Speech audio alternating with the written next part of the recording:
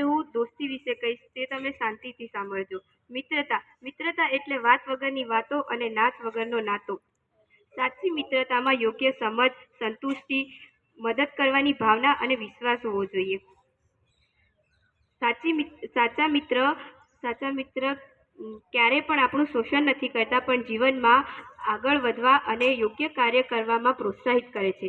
સાચા મિત્ર તમારા સારા સમયથી વધારે મુશ્કેલ સમયમાં તમારો સાથ આપે છે. એ જ સાચા મિત્રો હોય છે.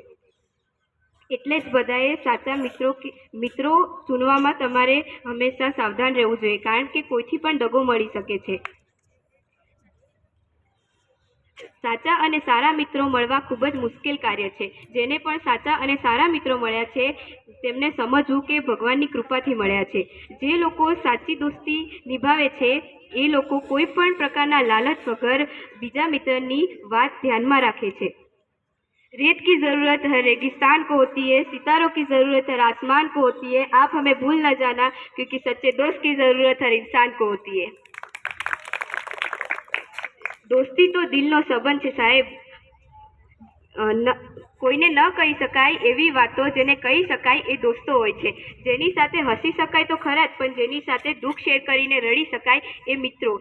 હું એટલું જ કહેવા માંગુ છું, જીવનમાં બે પ્રકારના મિત્રો બનાવજો. એક શ્રી કૃષ્ણ જેવા અને એક કર્ણ જેવા. શ્રી કૃષ્ણ જે યુદ્ધની ભૂમિમાં લડ્યા વગર પણ જીત તમારે નામ કરી દે, અને એક કર્ણ જેવા જેને ખબર જ છે કે હારવાના જ છે છતાં પણ તમારો સાથ ના છોડે. આવા મિત્રો હોય તો જ જીવન જીવવા જેવું છે. અંતે હું એટલું જ કહીશ કે चाय में शक्कर नहीं तो जीने में क्या मजा, कि चाय में शक्कर नहीं तो जीने में क्या मजा, लाइफ में दोस्त नहीं तो जीने में क्या मजा.